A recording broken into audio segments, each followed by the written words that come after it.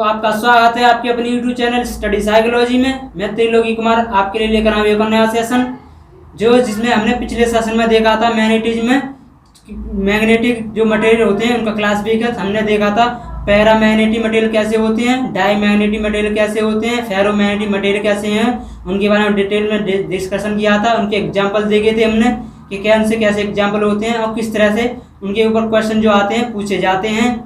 आज हम उसके आगे चलकर देखेंगे हम कि जो हमारे मैग्नेटिक सर्किट में जो टर्म यूज होती हैं वो कौन कौन सी हैं, उनकी डेफिनेशन क्या है, उनको हम डिटेल से अब देखेंगे। तो आइए देखते हैं। चैप्टर है आपका मैग्नेटिज्म।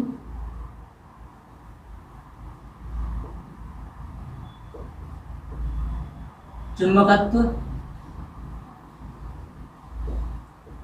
जो आपका पिछले वाला सेशन था मटेरियल का वर्गीकरण, क्लासिफिकेशन ऑफ मटेरियल, बहुत ही इंपॉर्टेंट था क्योंकि वहां से अक्सर क्वेश्चन पूछे जाते हैं, चाहे वो जेई लेवल का एग्जाम हो चाहे टीजी2 लेवल का एग्जाम हो। और क्वेश्चन जो है वो ऐसे ही पूछे जाते हैं कि वह कौन सा मटेरियल है निम्नलिखित में से कौन सा मटेरियल डाईमैग्नेटिक है, पैरामैग्नेटिक है या फेरोमैग्नेटिक है।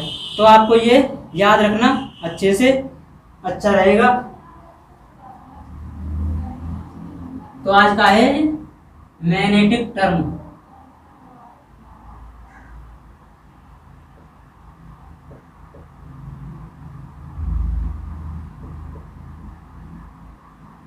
मैग्नेटिक टर्म चुंबकीय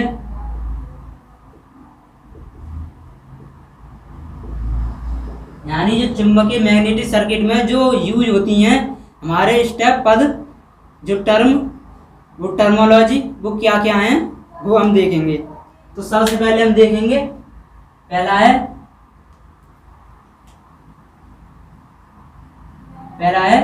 पोल। हम बार बार चुंबक में पोल की बात कर रहे थे। क्या होता है पोल? हिंदी में से बोलते हैं ध्रुव। हिंदी बोलते हैं ध्रुव। तो ध्रुव क्या होता है, पोल क्या होते हैं? पोल वह होते हैं किसी चुंबक के का एक पॉइंट होता है कि चुंबक का एक बिंदु होता है जहां पर चुंबकीय क्षेत्र की जो तीव्रता होती है वो अधिकतम होती है। चुंबकीय क्षेत्र की जो तीव्रता है इंटेंसिटी ऑफ मैग्नेटिक वो बहुत ज़्यादा होती है, अधिकतम होती है। उस पॉइंट को बोलते हैं हम चुंबकीय ध्रुव। उस पॉइंट को बोलते हैं चुंबकीय ध्रुव। तो और ये हर किसी चुंबक में दो होते हैं।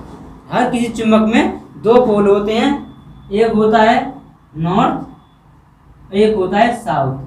यानी ये पॉइंट है हमारा, मान लो अभी मैं इनको एन और एस नहीं लिख रहा हूं, ये पॉइंट है हमारा, एक पॉइंट ये रहा, एक पॉइंट ये रहा। तो यहाँ तक इनकी जो चुंबकीय क्षेत्र की तीव्रता जो होगी वो बहुत अधिकतम होगी।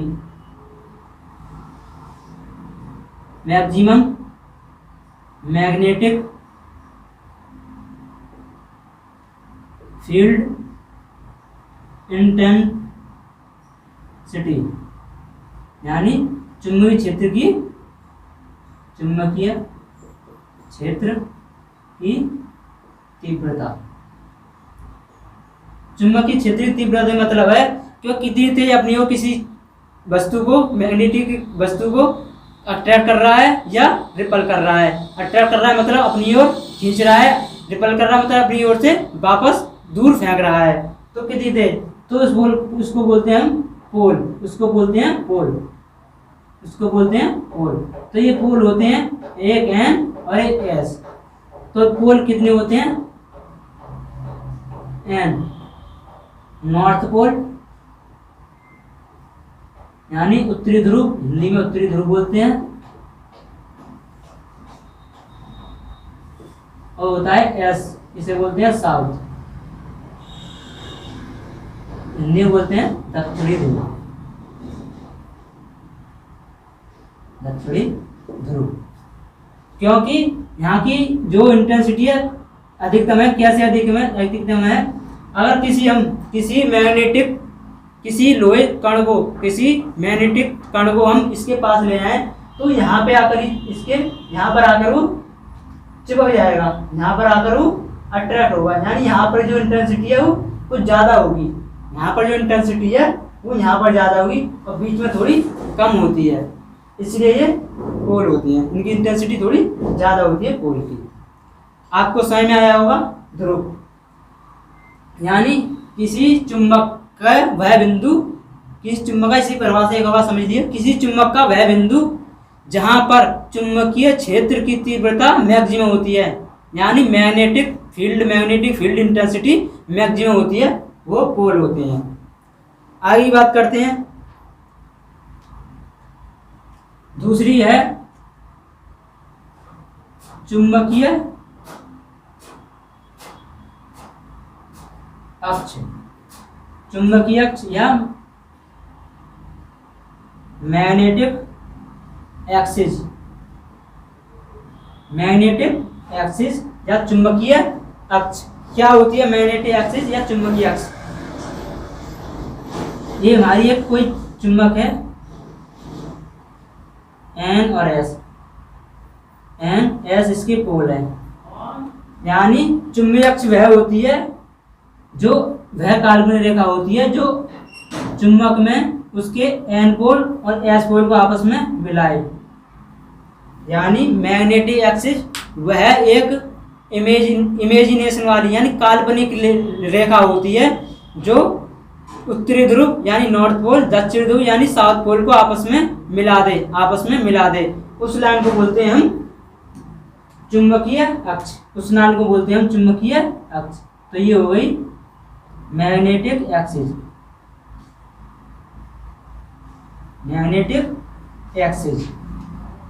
मैग्नेटिक एक्सिस हो गई। आपको अच्छे समझ में आया होगा। चुंबकीय अक्ष दोनों ध्रुवों को मिलाने वाली काल्पनिक रेखा चुंबकीय अक्ष कहलाती है। यहाँ पर लिख लेते हैं। अगली है चुंबकीय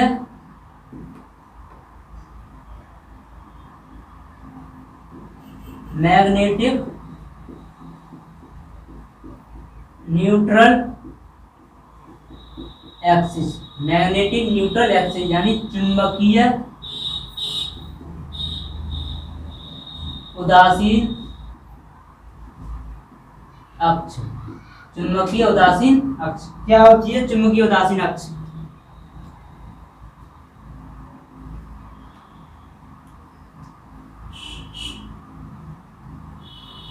ये कोई भाई चुंबक है, इसका नॉर्थ पोल और south pole, north pole south pole, यानी किसी चुंबक के बिल्कुल मिडिल के पॉइंट, सेंटर पॉइंट, चुंबक के बिल्कुल मध्य वाले बिंदु,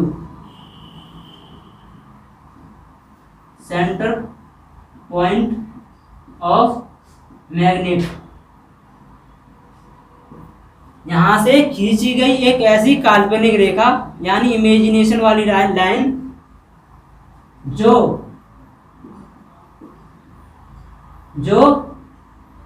चुंबकीय अक्ष के बिल्कुल परपेंडिकुलर हो, चुंबकीय अक्ष के बिल्कुल परपेंडिकुलर हो, लंबवत हो, यानी वह काल्पनिक रेखा जो चुंबकीय अक्ष के बिल्कुल परपेंडिकुलर हो और जो चुंबक के बिल्कुल मध्य बिंदु से होकर गुजरे, चुंबक के बिल्कुल मध्य बिंदु से होकर गुजरे, उस लाइन को बोलते हैं हम चुंबकीय उदासीन अक्ष।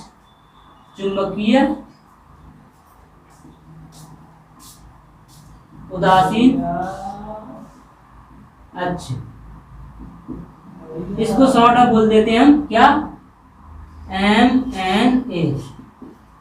इसका यूज हम देखेंगे डीसी जनरेटर में, बहुत ज़्यादा यूज होता है इसका, जब हम आर्मेचर रिएक्शन को डिस्कशन करेंगे, तो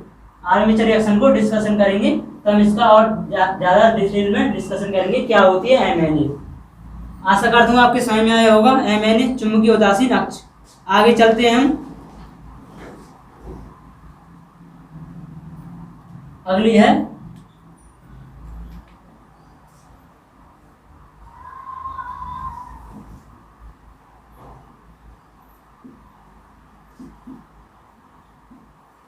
चुंबकीय बल रेखाएं।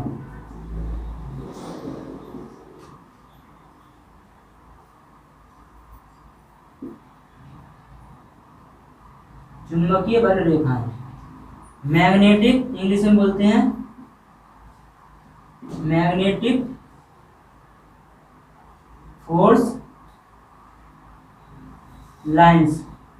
मैग्नेटिक फोर्स लाइन, इनको जरा ध्यान से समझना क्या होती है मैग्नेटिक फोर्स लाइन। मान लो हमारे पास चुंबक है, कोई मैग्नेट है, इसका एन पोल, इसका एस पोल। तो चुंबकीय बल रेखाएं वो होती हैं, चुंबकीय बल रेखाएं मैग्नेटिक फोर्स लाइन वो होती हैं जो किसी चुंबक के एन सिरे से, चुंबक के नॉर्थ पोल से ऑरिजिनेट होती हैं, यानी वहां से निकलती हैं और साउथ पोल तक पहुंचती हैं, साउथ पोल तक पहुंचती हैं और एक वक्रारूप यानी एक वक्र के रूप में पहुंचती हैं। कैसे? वक्र रूप में, यानी वह लाइन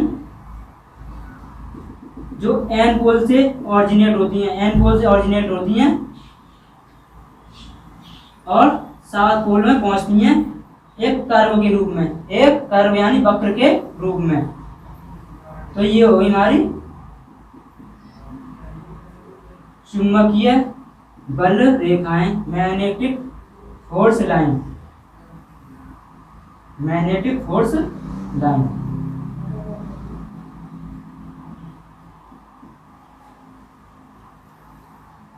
एन सिरे से निकलती हैं, एस सिरे पर पहुंचती हैं और आपस में कहीं मिलती नहीं है, ये होती है magnetic force line. Magnetic force lines, magnetic force line. और ये तो चुंबक के बाहर से निकल रही है और चुंबक के अंदर ये लाइन एन से एस की तरफ होती है, चुंबक के अंदर, यानी एयर में एन टू एस की तरफ, यानी नॉर्थ से साउथ की तरफ चलती हैं और चुंबक के अंदर एस से एन की तरफ, यानी साउथ से नॉर्थ की तरफ चलती हैं चुंबकीय बल रेखाएं। ये मैंने रेड से दिखाया इसको, ये चुंबकीय बल रेखाएं, ये इनकी डायरेक्शन है एन से एस की तरफ,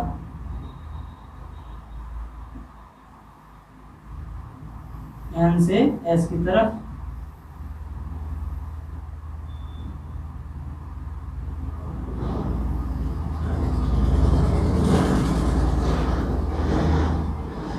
ये चुंबकीय बल रेखा है। इन चुंबकीय बल रेखाओं की कुछ प्रॉपर्टीज होती हैं, इन चुंबकीय बल रेखाओं की कुछ प्रॉपर्टी होती हैं। आइए थोड़ा उनको डिस्कशन करते हैं। हम देखते हैं चुंबकीय बल रेखाओं के गुण।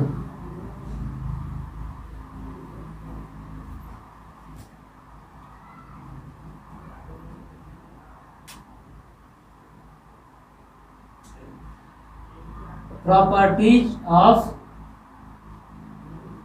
Magnetic force lines,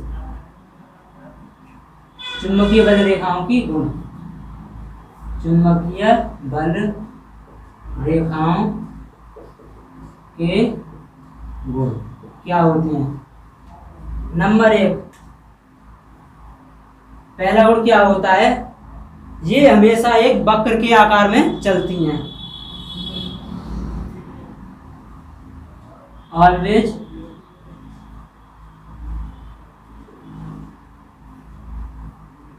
curve formation, यानी हमेशा एक वक्र के आकार में चलती हैं। वक्र के आकार मतलब एक कर्व के रूप में, गोल गोल, ठीक है ना, स्ट्रेट लाइन नहीं होती, वक्र के आकार में। अगला पॉइंट है, ये कभी एक दूसरे को आपस में नहीं काटती, एक दूसरे को आपस में नहीं काटती, नेवर कट ईच अदर, यानी एक दूसरे को आपस में, एक दूसरे को आपस में कभी नहीं काटते।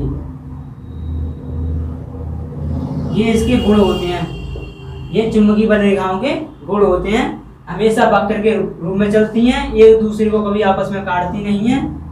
अगला पॉइंट है इसका, ये हमेशा नॉर्थ से यानी एन से निकलती हैं, एन से निकलती हैं, यानी originate from north, always originate from north pole, हमेशा नॉर्थ पोल से निकलेंगी और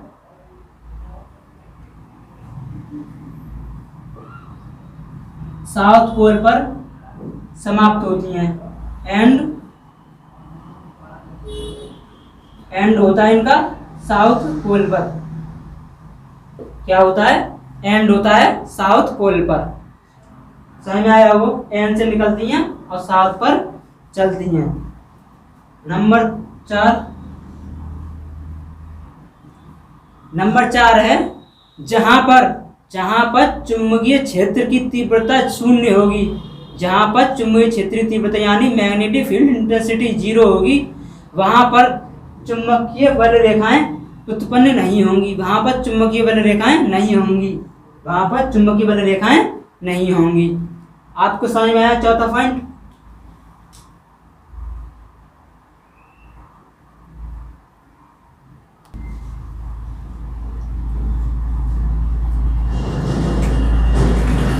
आगे वाला ये वाला पॉइंट समझ में आया होगा आपके, मतलब जहां पर चुंबकीय क्षेत्र की तीव्रता शून्य होगी वहां पर चुंबकीय बल रेखा नहीं होगी। आगे वाला पॉइंट है, चुंबकीय बल रेखाओं में तनाव होता है। क्या होता है? तनाव, यानी कुछ टेंशन होती है उनमें, खिंचाव होता है। क्या होता है? खिंचाव होता है। रेखाओं में तनाव होता है। तो ये चुंबकीय बल रेखाओं की कुछ प्रॉपर्टी थी, आपको समझ में आई होंगी। आगे चलते हैं इसकी अगली टर्म पर।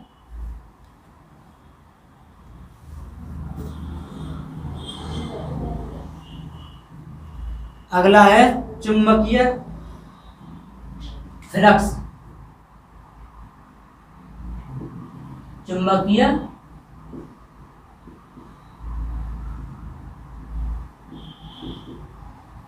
Flux, magnetic flux. क्या हो गया? Magnetic flux. मैग्नेटिक फ्लक्स क्या होता है?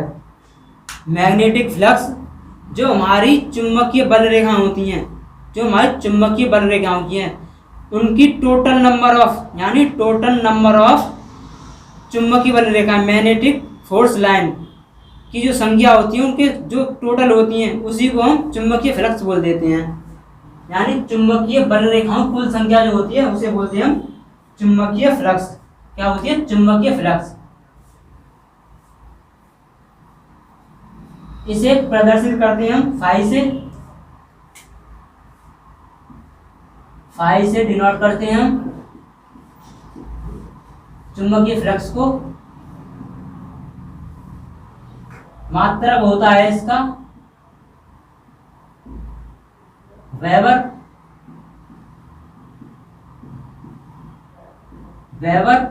मात्रक होता है वेबर। यानी कुल चुंबकीय बल रेखाओं की संख्या चुंबकीय फ्लक्स कहलाती है। तो समझ लेते हैं बार कैसे। ये चुंबक है हमारी NS, ये जो निकल रही है चुंबकीय बल रेखा, ये निकली।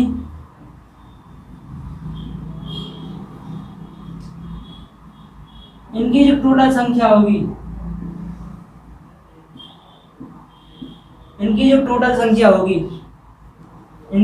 संख्या होगी, कुल संख्या, वही हमारा मैग्नेटिक फ्लक्स होगा। Magnetic flux. आइए आगे बात करते हैं हम चुंबकीय फ्लक्स घनत्व की। चुंबकीय फ्लक्स घनत्व क्या होता है?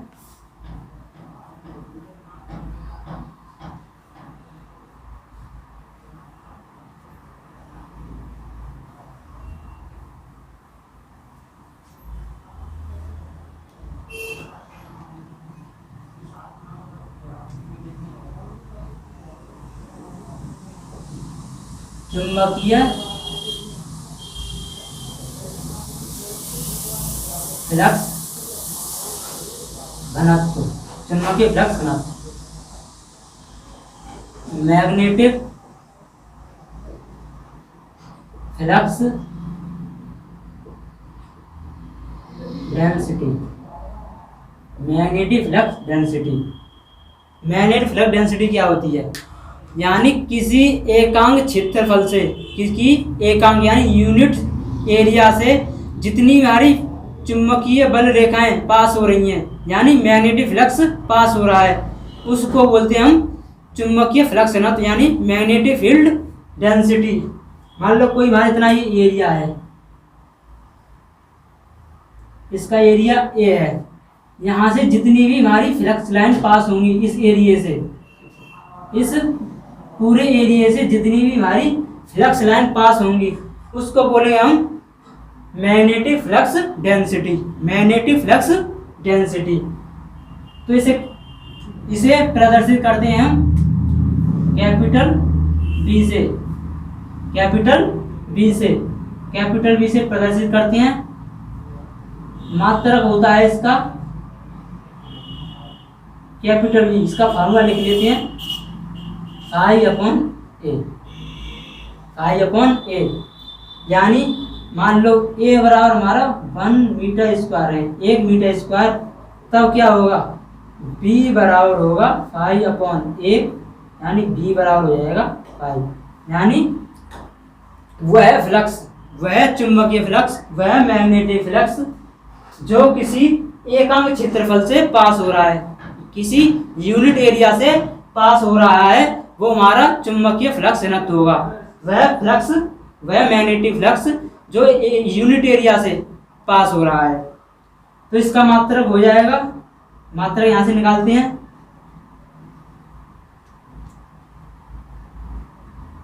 V बराबर फाई अपॉन ए, फाई की यूनिट मैंने बताई थी वेबर, और इसकी यूनिट बताई थी, इसकी यूनिट होती है मीटर स्क्वायर।